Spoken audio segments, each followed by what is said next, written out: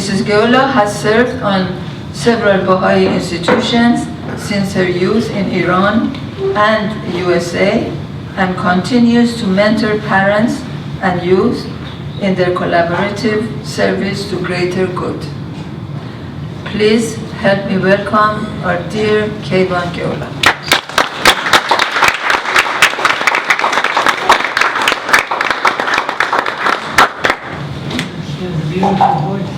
Well, it is really the easiest thing to be Farida's guest. And you would look good no matter what. The hospitality, the spirit of this house, all of that is the wind under the wing of anybody who comes to serve in this house, really. And it is a pleasure for me to be able to share a topic that I really have loved ever since I was a youth. To me, the subject of dream was always fascinating. I want to also acknowledge a very special, almost like a spiritual child to me. This is Roxana, who's standing there. Yes. For 5 or 6 years, we did a program at public schools in Pomona on spiritual empowerment. We designed the curriculum, we implemented it, we evaluated it, and we went back again and then implemented it again. And Roxana was there with me, and she was usually behind the camera. And she graduated herself from University of Laverne. So I'm so delighted to have this ongoing relationship with these spiritual children that I have. And another one of them is Michael, standing there. He's also my spiritual son. Delighted to have them. It gives me a lot of strength to be able to see them where I go. So we had a little plan with Faride that there would be maybe a little bit of music, and we wanted to recruit. My husband asked Alan to play for us classical guitar. He said he needed more time to practice.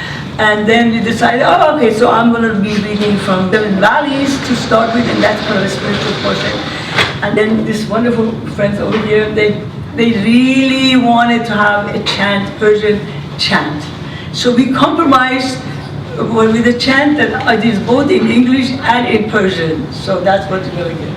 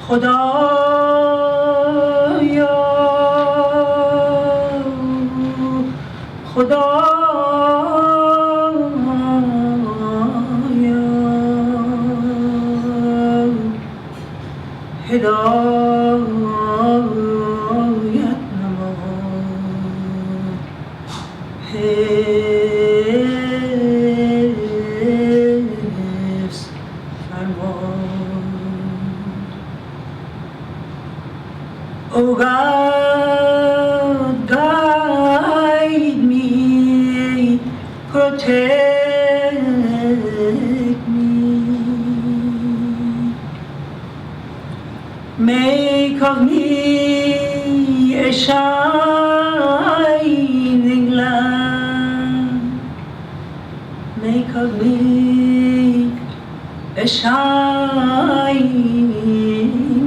lamp and a brilliant star, a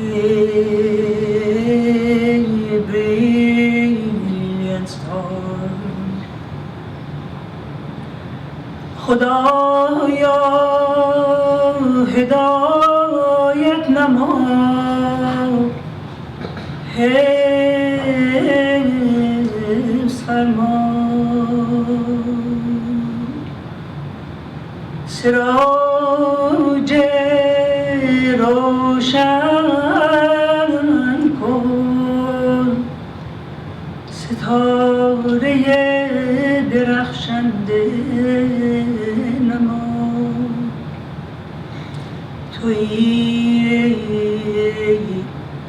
مقتدر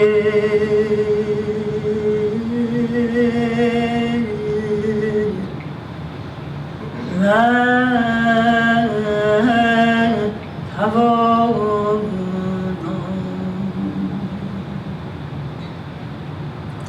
Oh God, guide me, protect me, make of me a shining lamp and a brilliant star. Thou art the mighty and powerful and powerful.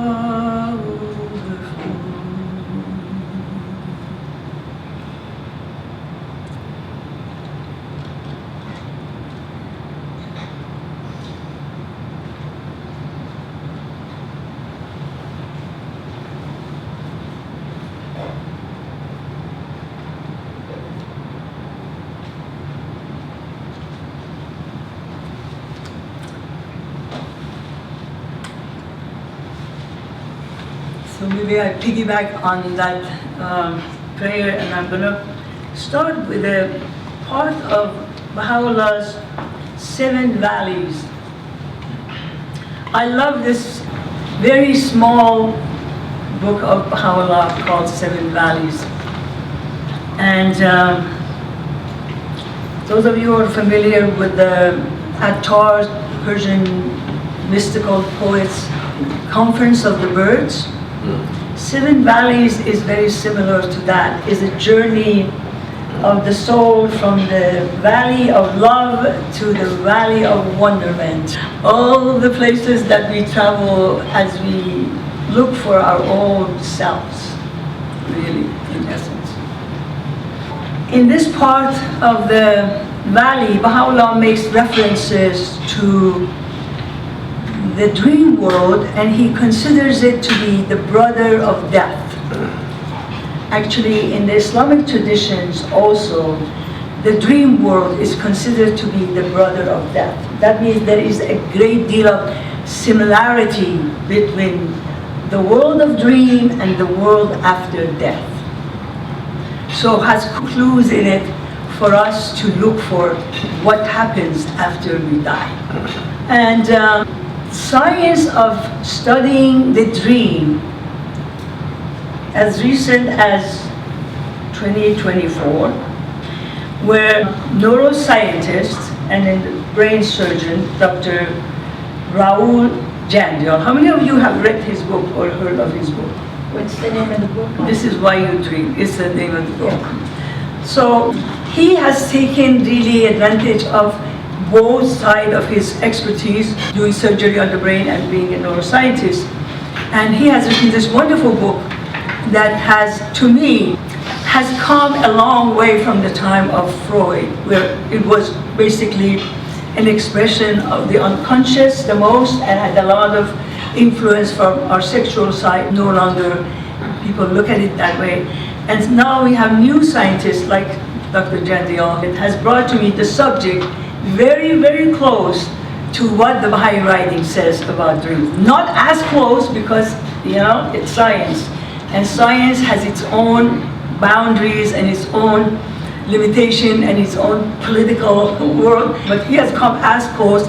And if you read between the line, then you can see that he's come really as close as we can come by saying that this is a very mysterious world, and what happens to the brain and what happens to us, there's so much that we don't know about it, but yet we have come to know a lot. So this passage of Baha'u'llah has a lot of metaphors, and those of you who are familiar with the metaphoric world of Persian mystical poetry, you know that the Persians are really masters of metaphoric thinking, because from the very childhood of thinking metaphorically. And years later at Berkeley, there were 2 professors who discovered the metaphoric language, and then they wrote these books on metaphoric language. And this passage that I'm going to be reading has a lot of metaphors. And the fascinating thing with metaphors is they are in the form of shapes and images. And if you get into the images, then you travel and journey with that whole scenery, and you really get into it. In order to really dive in, you have to travel with the imagery of the passage. Doing something on the ground, those of you who noticed a design that I use when I do cognitive behavioral therapy, which really acknowledges the whole 5 senses, our thoughts, our feelings, our intentions, and our actions.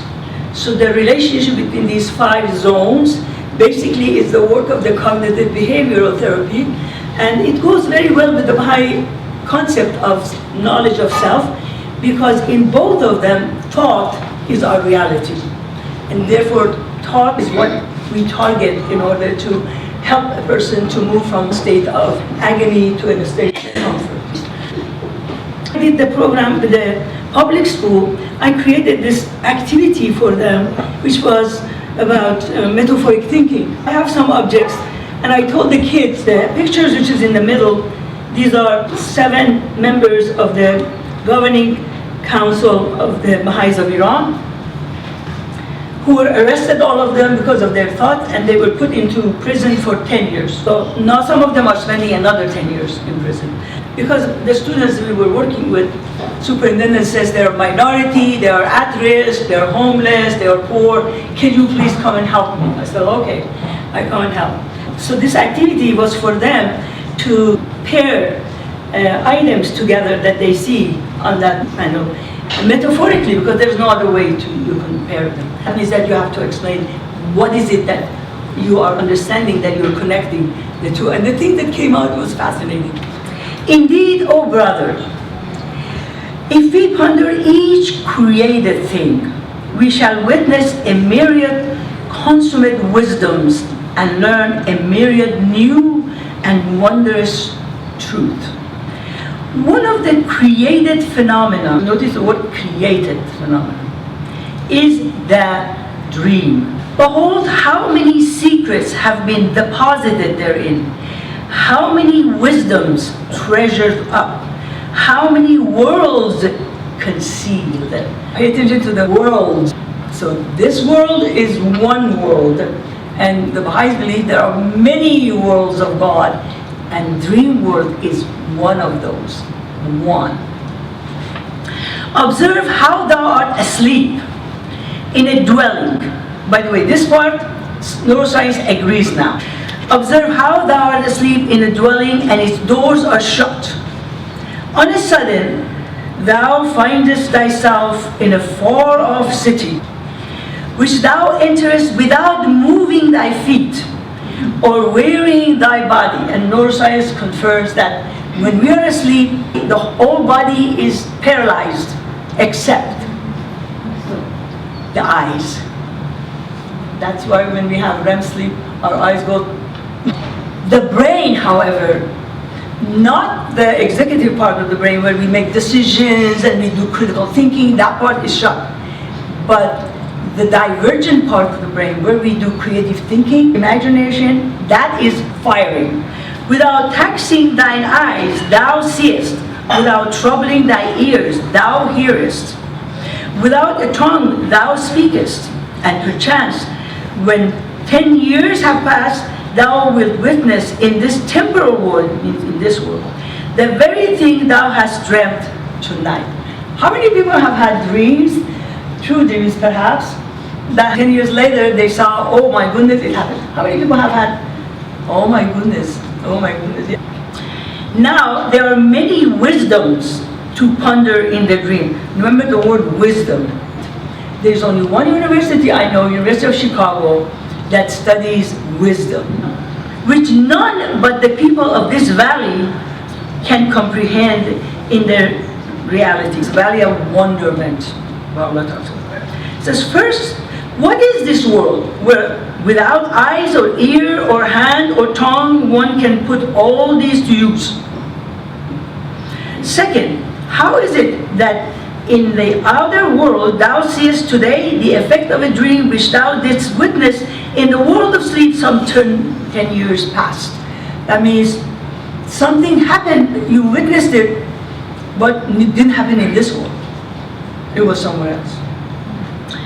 Consider the difference between these two worlds and the mysteries they conceal, that attended by divine confirmations, thou mayst attain unto heavenly discoveries and enter the realm of holiness. Neuroscience agrees with the fact that there is a very unusual thing, that something happens in the dream world and we see and we hear and we talk and we do all those things and we talk to people. None of those physical things have happened, but it's a reality. And then some years later, all of a sudden this whole thing comes through. It's just like, whoa. So they acknowledge that. Then Baha'u'llah said, God the Most High has placed these signs in men so that veiled minds might not deny the mysteries of the life beyond. So really, in a way, Baha'u'llah says, this is your clue to when you die. And nor belittle that which has been promised them. So that's where we start. Now I want to go to Dr. Jandial. I would just definitely recommend that you read it. One of the things he says, which is interesting, the child has seizure, whatever it is, we take half the brain out, and still this child dreams. So he's baffled. So what is this thing? Then he says, dreams provide a form of thinking and feeling only possible through a unique set of neurochemical and physiological changes. So he considers to be unique, and it's this sort of thinking and feeling. The whole notion of feeling is more important, by the way, in dream than thinking.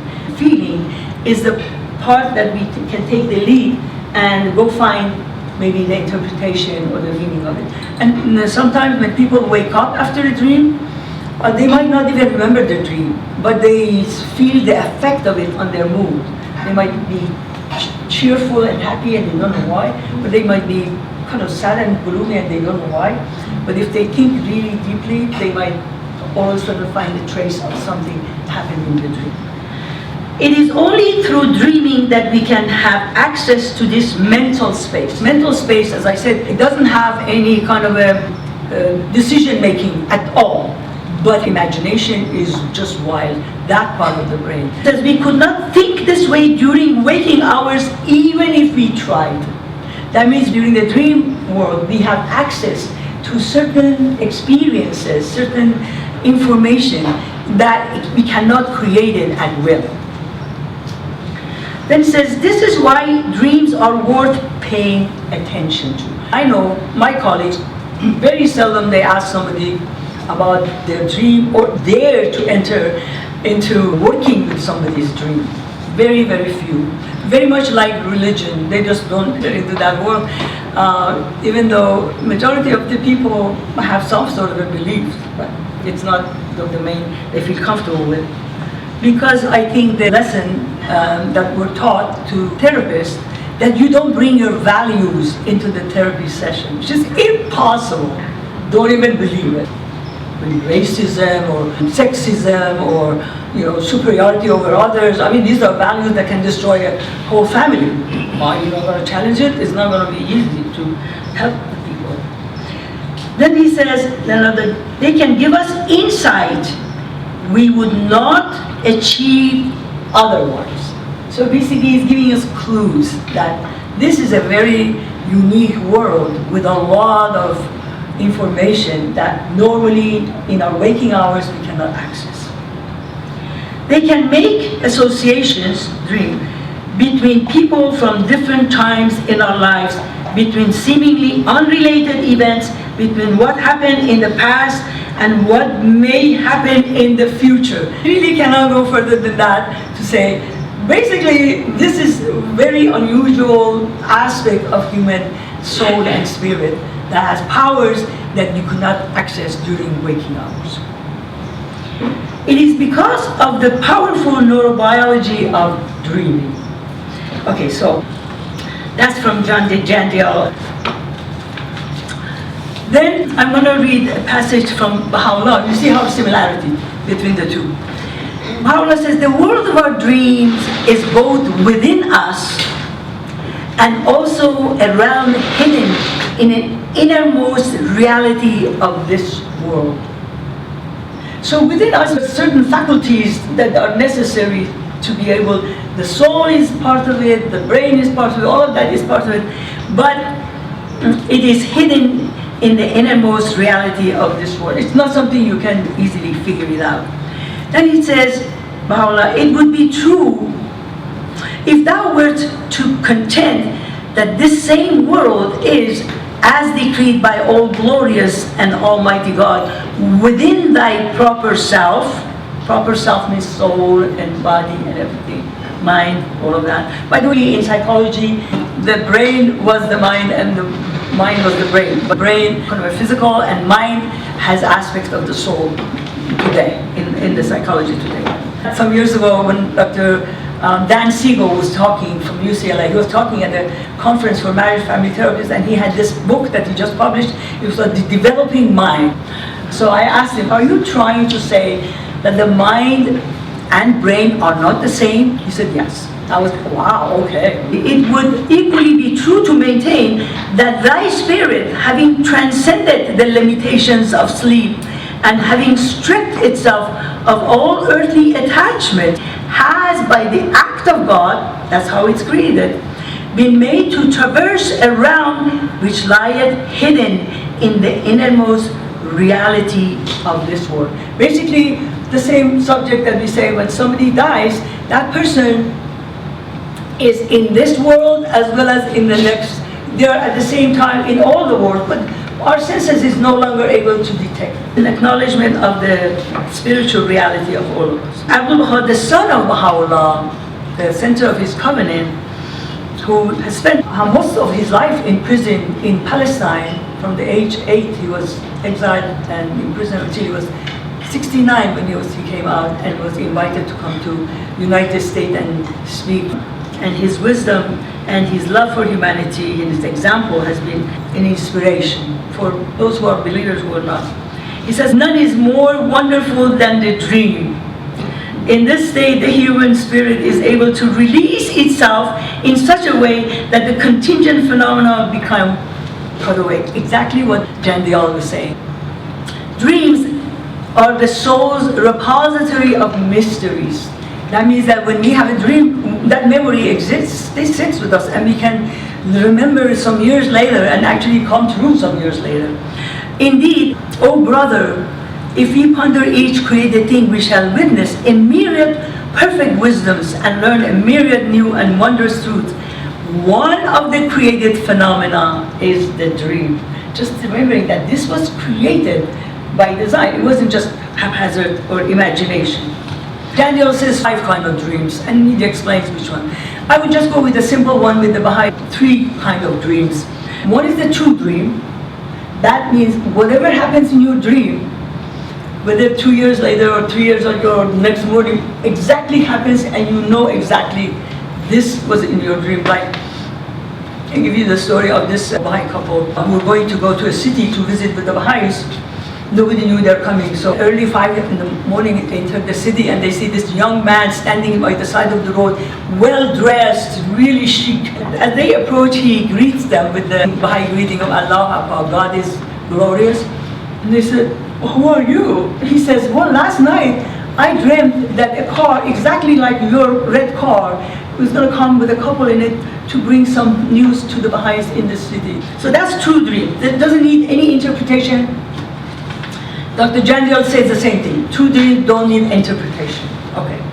Then dreams that need interpretation.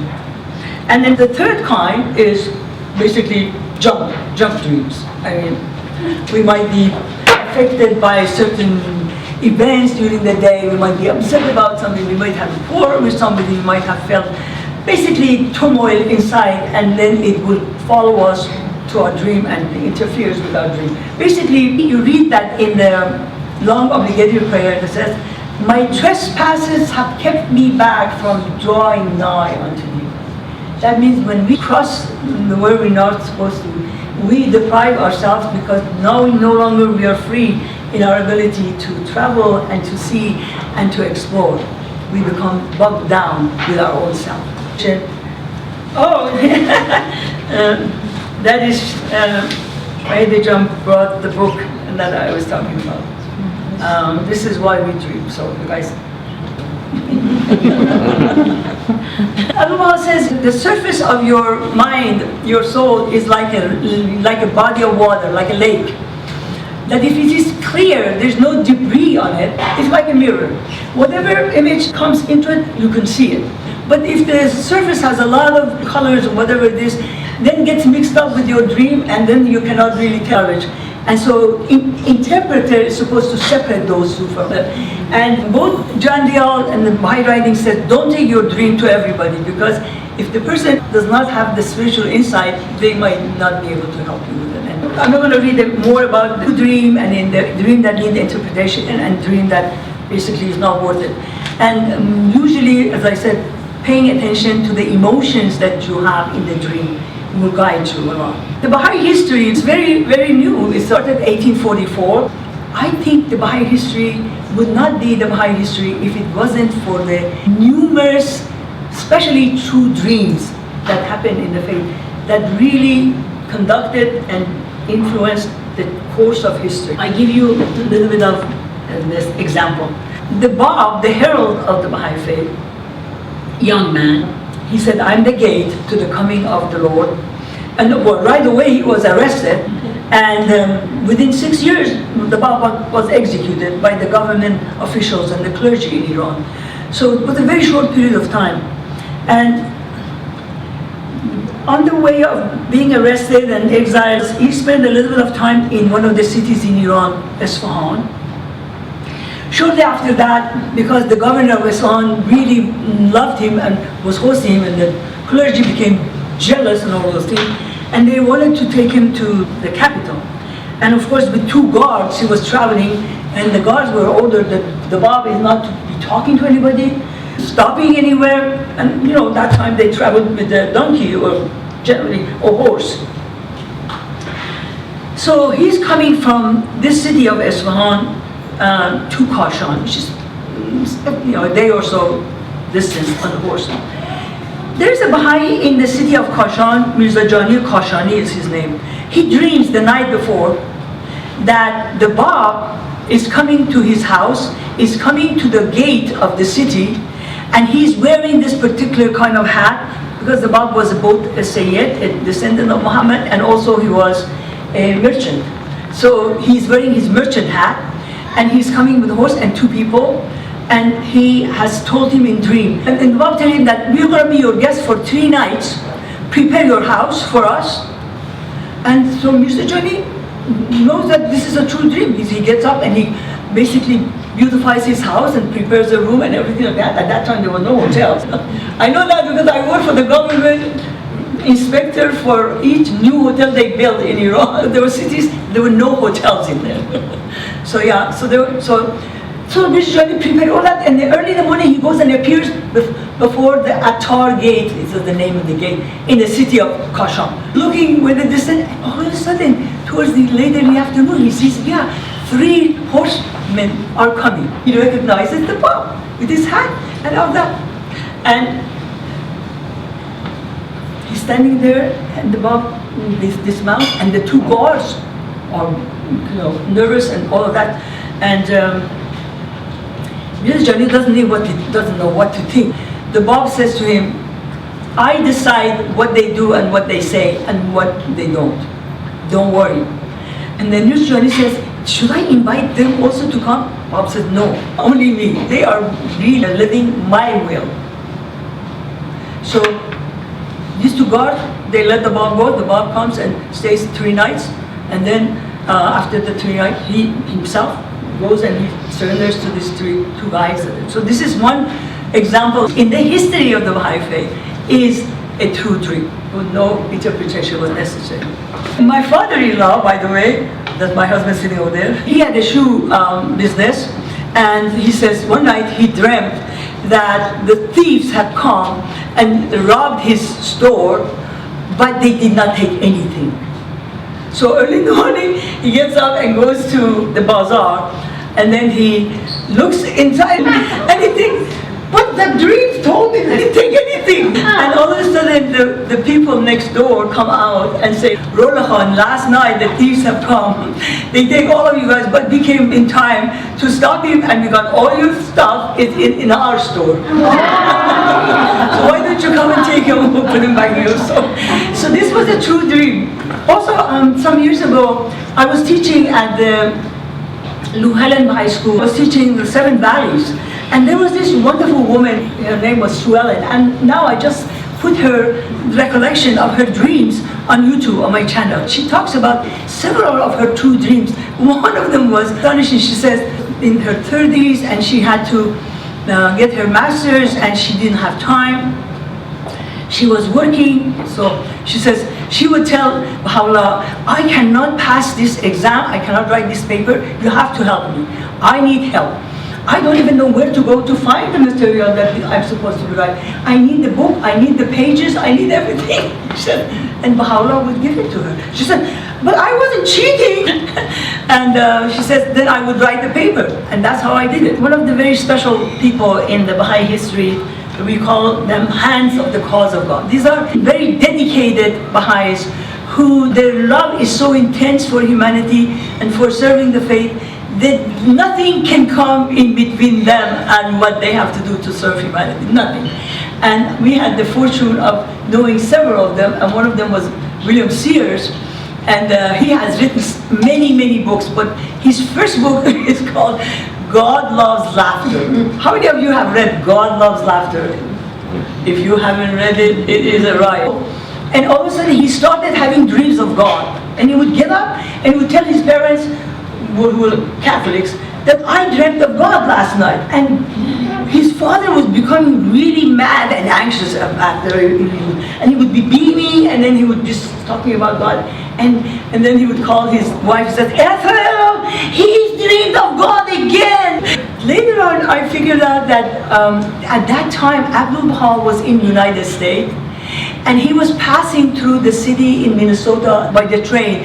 That Bill Sears was not too far from it, and one day he was not too far from the train station, and Abdul-Baha, he comes out of the train, and Bill Sears sees him, and in his mind, for whatever reason, he thinks that was God, and that's what he was seeing.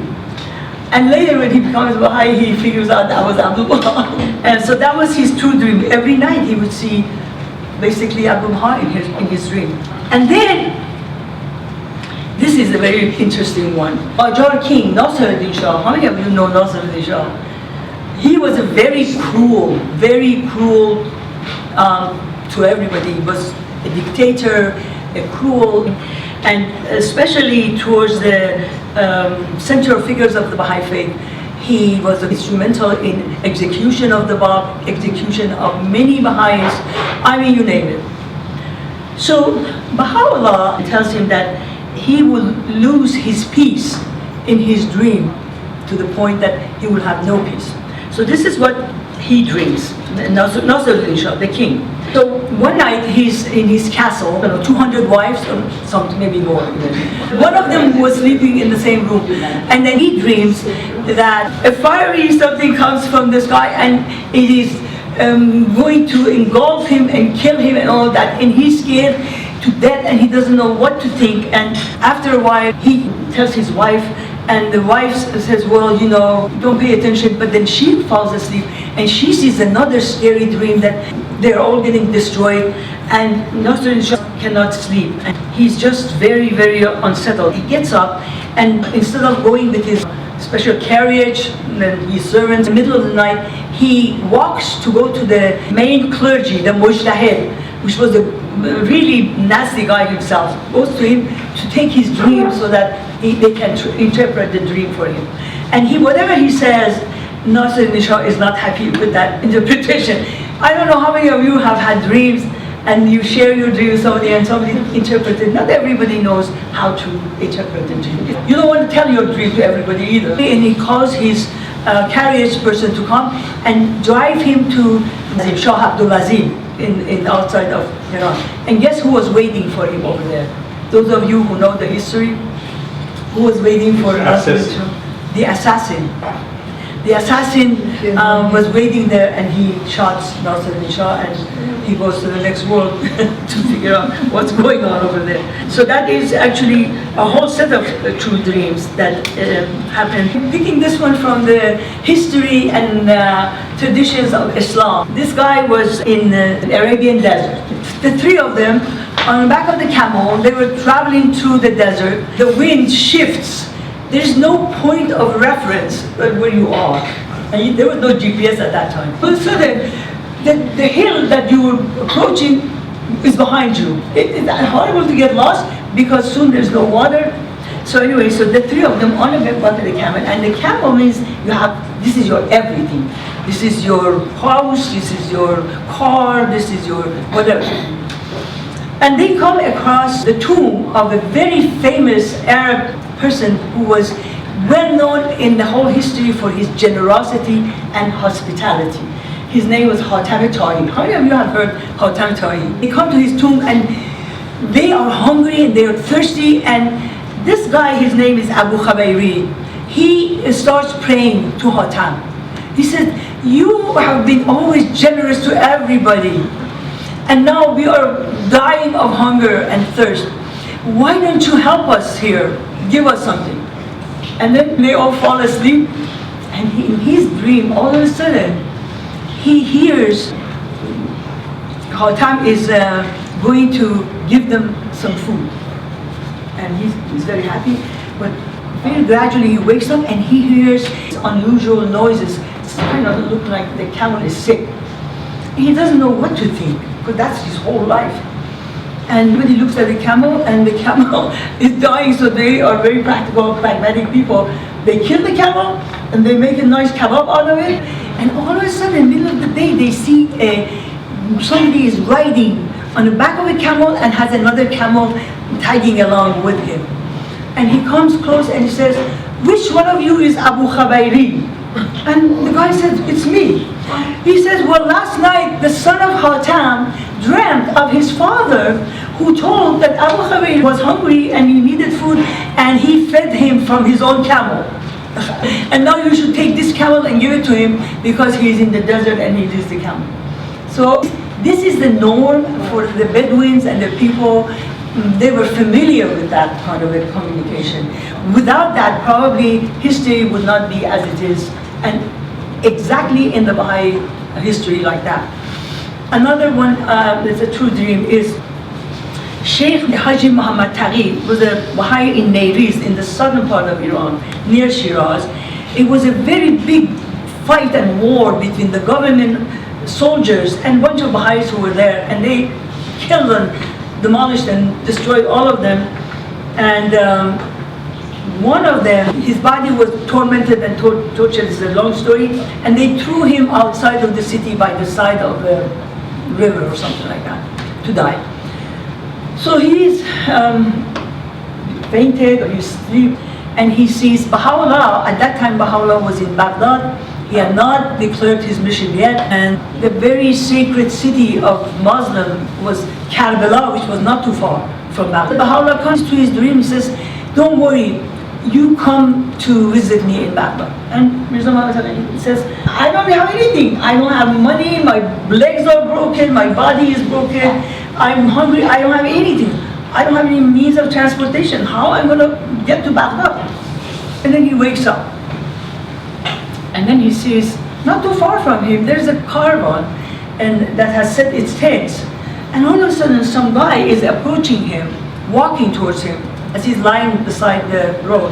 So my master had a dream last night that Sayyid al-Shuhada, you know, the holy figures in each religion, they become symbols of messages and bringing messages. So for Muslims, Shia Muslims, Sayyid al-Shuhada was the son Ali has a very special place. So Sayyid al-Shuhada came to my dream and he told me to take you as my guest to Karbala. No, he didn't say Baghdad, it says Karbala. And the guy says, I'm far from Baghdad, so I'm going to have to go. And they treat him with every luxury that you can imagine, because they had tents and caravans, and they would always travel people at that time in the whole caravan. Nobody traveled by themselves, it was not safe. Bandits on the road. So they take him all the way. When he gets close And to Baghdad, he says to the guy, he says, well, sir, the same person that came to your dream told you that you're supposed to take me to Karbala, came to my dream and told me that I'm supposed to go to Baghdad. So I'm just going to have to separate from you. And the guy his face becomes pale. He says, you know, he said the same thing to me, but I thought, who in the world goes to Baghdad? So I thought you're going to Karbala. Basically tells you that there are connections in the worlds of God. Now I'm going to touch a little bit on dream interpretation. John Dale does cover that really nice. Basically he says, don't go to everybody just for your dream interpretation. This internet is so full of it. I was at the Parliament of World Religion in Chicago. So I decided, instead of going to the meetings, I said I'm going to go to all these booths and check and see who's here. And there were like, I don't know, 2,000 booths. I mean, the number of religions represented there, you couldn't even count them. So it was fun for me to just talk to different people and figure out who's saying what and who believes what. And so I came across these two people, they were academics, and they said, we interpret dreams online. I said, wow, that sounds nice. And I said to them how the Baha'is think about dreams and the spiritual world, and yeah, the dream interpretation is good. And they said, you want to come? So you want to come with us too on this show? I said, what do you mean? They said, well, we're just going to go and we're going to set up the computer, and there are other people on the side that they're managing the room, and people call, and then they tell us the dream and we just interpret their dreams. I said, oh, and then what do I be doing? They said, no, you think you can share a little bit about the Baha'i view of dreams? I said, okay, I'm game for that. And so and they took me, and this was McCormick Center in Chicago, a big place. They took me outside on the balcony, and they sat one on my side and one on this side, and sat me in the middle. People started calling, and they would be saying stuff like, oh, the room means this, and if you dreamt of room, like, and I'm just listening, I thought to myself, how in the world can room mean the same thing for everybody? That doesn't make sense. Because the context of your dream and who you are, where you are in your life, all of those things, they need to know it. You cannot just say. John Dale makes a fun out of that. And these are not to be trusted. At the end, they said to me, okay, so now your turn.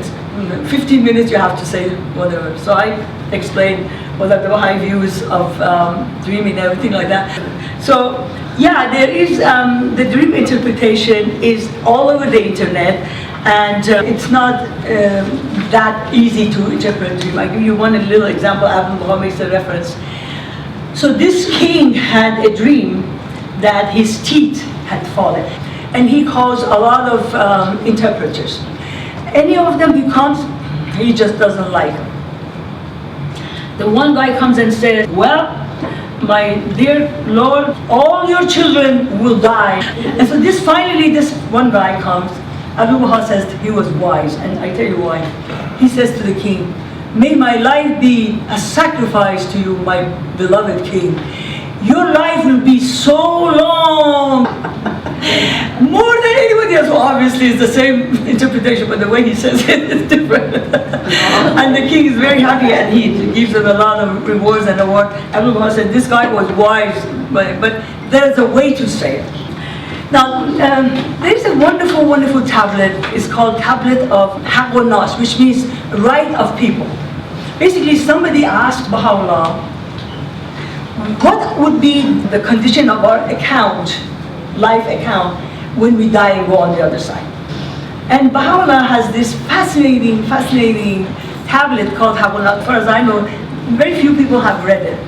The first time I got to know about it was my brother was living in Venezuela. How many of you know how is the situation of Venezuela? And he was driving a taxi because he is a scholar, but there was no other thing to do. So he was there driving a taxi to make a living. And so I called him, and he's in the middle of the street, and the streets, like cars are coming from every direction. You don't know even which way to go. There's no right or left. I mean, it's crazy. So he said, I was just getting mad and angry all the time. He said, until I read this tablet of Baha'u'llah, I decided, let go and let go. He said, I'm not getting angry at all. I'm just driving, and I just send a goodbye to everybody, and it saved my life. I said, I'm going to have to read this tablet. It's a very, very unusual tablet. But in this tablet, Baha'u'llah draws a parallel between the world of dream and the world after. He says these two worlds are very similar. The values of this world and the next world are very different, but these symbols could mean different things. So you just really need to know the language of these metaphors or symbols. And then he brings an example. One of them is the story of Joseph. How many of you know Joseph in the Old Testament and Quran? Okay. Yeah, so Quran also talks about Joseph. Joseph had very special gifts. And one of them was a spiritual gift of interpretation of dream. So he has a dream that the sun and the moon and 11 stars come and bow before him. Now, Jacob, the father, had 2 wives. From one wife, he had 2 sons, Benjamin and Joseph. And there were jealousy between these sons, and the father knew. Joseph was outwardly and inwardly beautiful. I mean, beautiful. Well, the father hears the dream, and the father said, don't tell your brothers, because they're going to get jealous and they're going to harm you. So, but he was so pure-hearted, so he tells his brothers that a dream, the sun and the moon and the 11 stars bow before me. They said, who do you think you are? The sun and the moon and 11 stars come and bow before you? They got really mad. He's getting too big for himself. So I asked the father, said, can we take Joseph with us to take care of the sheep? He kind of was afraid, but he didn't know what to say. He said, okay. So they want to kill him, but then finally they decided, no, we're not going to kill him. They throw him in the well, and then they kill a goat, and they bloody his shirt, and then they bring it into the father. And the story of Jacob in Persian poetry, Hafiz and all of them is famous. So he builds this little hut of sadness, and he would just sit there and cry the rest of his life, so his eyes goes blind because he just could not see Joseph anymore. They brought him the bloody shirt. They said, well, Joseph was torn by the wolves. And Joseph was in that bottom of that well. A caravan goes by, and they take him out of there. This is a 17-year-old gorgeous guy, and they take him to the bazaar in Egypt, and they sell him as a slave. And guess who buys this gorgeous guy? The one story says the daughter of Pharaoh, the other one says the wife of Pharaoh. Anyway, one very gorgeous woman who had a lot of money buys Joseph. She was basically attracted to him and wanted to seduce him, but he believed in the one God. And then one day, the story goes that she invites him to her room, and she has this black dog made out of obsidian rock, who is her god. The minute Joseph enters, Zulaikha, the woman, covers this dog. And Joseph said, why are you covering? I just don't want the God to see. Joseph says, my God, you can see everywhere, so you're not going to fool me for anything, so I'm not game for what you're doing. Anyway, she gets very mad, and she arranged that he goes to prison. Then in that prison, he sees other prisoners, and they have some dreams. They tell him they dream, and he interprets the dreams.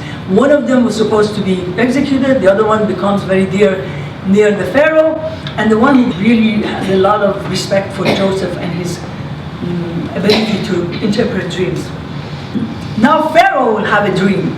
He has a dream that 7 thin cows ate 7 fat cows. How many of you have heard that story?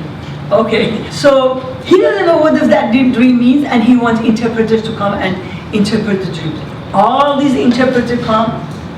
Pharaoh doesn't like any of them. He says, nah, that doesn't make sense. So finally, this guy who was freed from prison, who knew Joseph, says to Pharaoh, there's one guy in this prison, he knows how to interpret dreams, you should call him.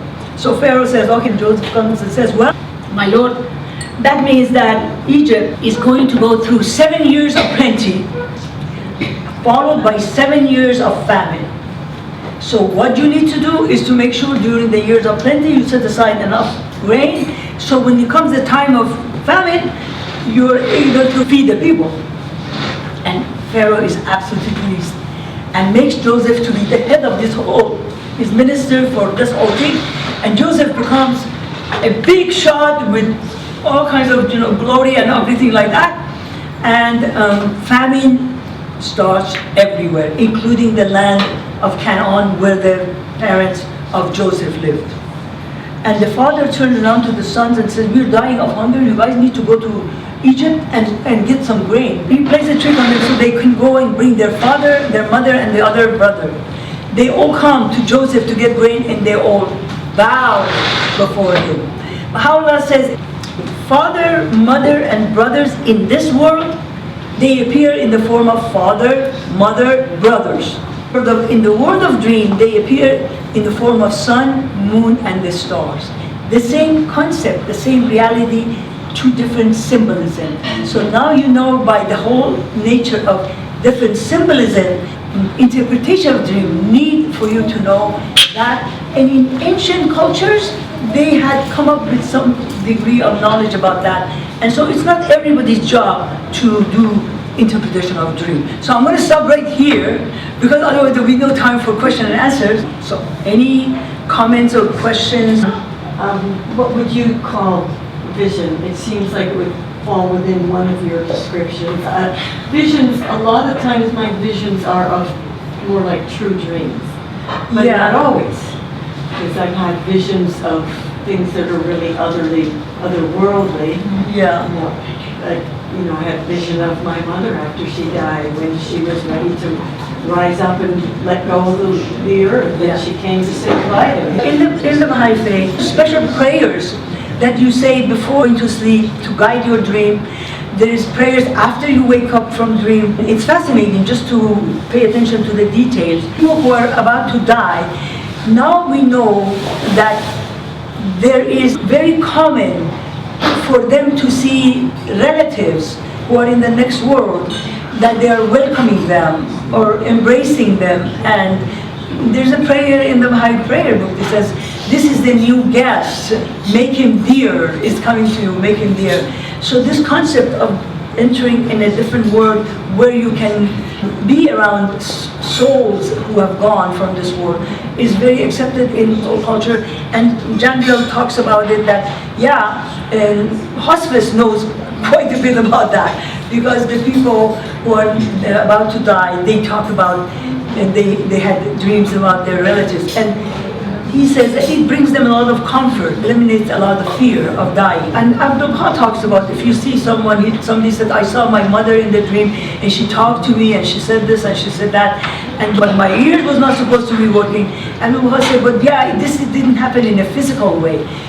But we can hear and we can listen, we can talk, but we don't need to use the faculties that we use in this world." So that communication is possible, both according to Baha'i writing and Jandial. Many of the messengers of God, by the way, they found their mission through visions. So vision is a little bit different or in between, but it's not that different. Yes.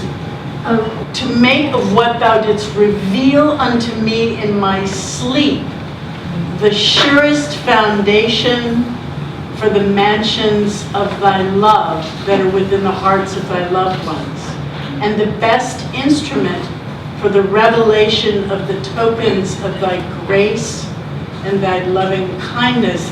And to me that means it's the source of guidance. When we're connected, this world has so much inspiration in it, but when we wake up, it's like this kind of gift of loving grace. It means guidance. My true dreams are helping me from way beyond anything that is of me. Adding to what you said, Jandial says, the reason we sleep is for us to dream. So he makes the whole process of dreaming much more important than just resting and getting up. As close as he can come to it, we go into the world of discovery. So we access a world beyond our ability to access in this world. To me, I would say, keep reading the writings of Baha'u'llah and Abdul. Why don't we remember our dreams? And Jandial talks about it also. One of them is, don't open your eyes the minute you wake up, because all of a sudden then you cannot remember. And Abdul talks about it too. He says the memory will not take you there. So allow yourself to slowly, as you wake up, Don't move out of the dream world. Try to stay in it, and try to remember as much as you can. And then if you can later on jot it down. Don't open your eyes into the light. Don't give up. And then the whole process of writing it and trying to remember it every time a little bit will increase your ability to recall it. So it's almost like it's developing new muscles of remembering that word or making sense of a word that you have no word for it, how to say it. And Baha'u'llah says, for this word, you guys are like children in a big world, and you just don't have the language because it is not the stuff like a chair kind of thing. So you have to learn the symbolic language of that word, and then have an emotional charge enough to be able to say, oh, it was scary, or it was delightful, it was joyous, and then you can kind of trace it back, and little by little you become better and better. Writing it, saying a prayer about it, drawing it, even might give you a little bit more control over it, so it's not controlling you. Does that make sense? Yes, Shirija. And then they wake up, and then they go back, and the dream continues. Yes, yes. And again, Yes. it was continuation. Yeah. It's not. Yes, it is not uncommon, and then one of the reasons is because they did not wake up so much that they cannot go back and trace the dream. Actually, one of the ways that a lot of people find it easy to go back to sleep is to keep their eyes closed and go trace back their dream and follow the dream, and that way they enter into that dream world, the spiritual world again. Basically, they die, except the brain is working and the eyes, and continue to journey. Yeah, it's not uncommon. Anything else? Yes, Nadia. If you are finished, I want to have to share with you guys a funny dream that I had that came true. I was in Lebanon maybe 30 years ago, and I had a dream that one of the Baha'is of Lebanon, Mr. Akbarra, we went near the beach and he took me up and I flied over the sea and wearing white dress. I said to him, Mr. Akbarra, last night I had this dream that you helped me that I fly, and I was wearing white and I was going over the sea and I don't know what it is. And he said that, you know, if you want to go to Abha Kingdom, he said that, why you want to take me to Abha Kingdom? You go by yourself. And he forgot about it. After a few years, his wife introduced me to Sylvian, and I came to United States. I felt that this dream came true, and I was wearing white, you know, but it was my wedding dress. So that was the case that a dream for me is funny, and it came true. You brought him along too? Yes, and I brought him and his family along. Thank you very much, Nadia. Well, thank you so much, P.1. That was very